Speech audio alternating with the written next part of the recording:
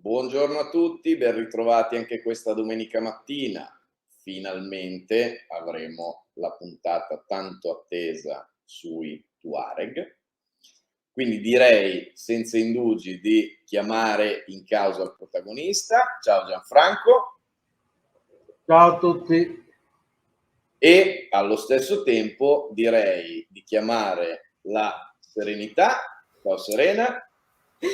Ciao Marco, buongiorno Gianfranco e ovviamente buongiorno a tutti i nostri ascoltatori. Ok, allora io direi, visto che la puntata sicuramente sarà... Ah, si sente, sì, finalmente, ecco, ce l'abbiamo fatta. Tutti contentissimi. Visto che la puntata sarà pregna, penso, di domande, di curiosità, e quindi ci saranno numerosissimi commenti e domande, se mi volete aiutare scrivendo davanti alle domande domanda, 2 punti, io la identifico più velocemente ed è più probabile che riesca a sottoporla a Gianfranco in tempo utile. Detto questo, lascio la parola a Serena per l'introduzione e mi eclisso e vado a vedere le domande. A dopo.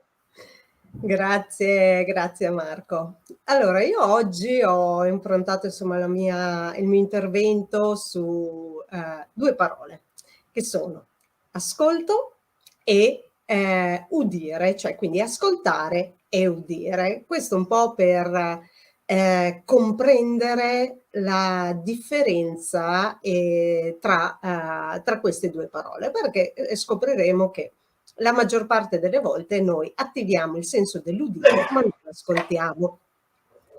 E voglio partire con 2 frasi in realtà di 2 persone, una un po' più nota, una meno nota, però sono sicuramente delle frasi che ci introducono a questo argomento. La prima è quella di Jenny Nabben, che dice: in un mondo che ama parlare, ascoltare è un atto rivoluzionario. E un'altra è una frase del Dalai Lama, anche forse molto più famosa, che è: quando parli stai solo ripetendo ciò che già conosci, ma se ascolti puoi imparare qualcosa di nuovo. Da queste 2 frasi noi possiamo dedurre che l'azione più comune è quella di attivare il senso dell'udito per rispondere invece che ascoltare. E questo perché le persone hanno una grande necessità di sentire dire dalla voce degli altri ciò che si aspettano nella loro vita, cioè la conferma di quelle che sono le proprie certezze, per poi inserirsi in quella che viene definita una prospettiva di sicurezza per la propria vita. E qui allora faccio intervenire un altro personaggio piuttosto famoso, che è Confucio, con la sua frase: quando le parole perdono il loro significato, la gente perde la sua libertà.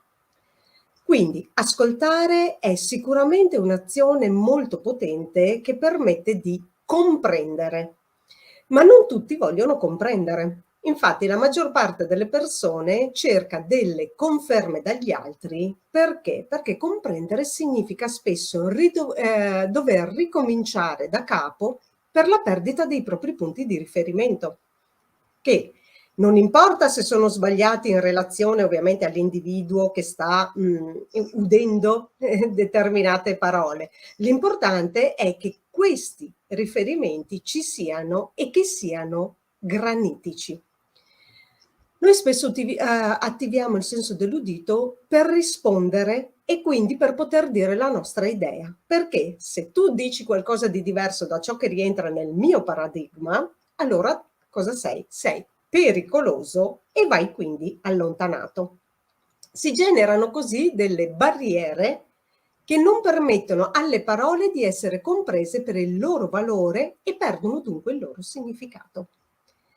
La confusione quindi sta tra ascoltare e udire.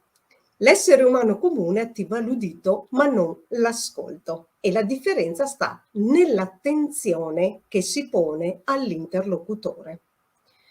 Udire infatti significa attivare il senso dell'udito indipendentemente dai suoni che giungono. Ascoltare invece significa attivare il senso dell'udito con attenzione, quindi con una preferenza verso i suoni che noi scegliamo, cioè siamo noi a decidere a quali suoni dare importanza in quel momento.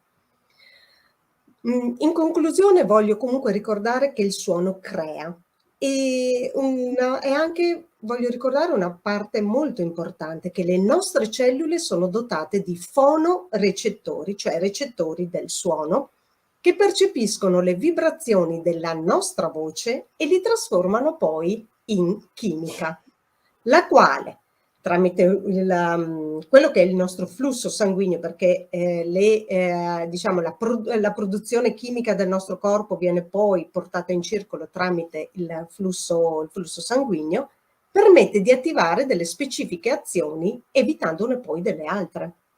Il senso dell'udito è quello dei 5 sensi dell'informazione, che è strettamente collegato alla parte materiale dell'esistenza.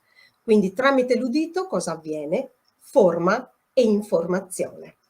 Quindi non è un caso, per concludere definitivamente il mio intervento, che i saggi ascoltano tanto e parlano solo quando sono interpellati direttamente.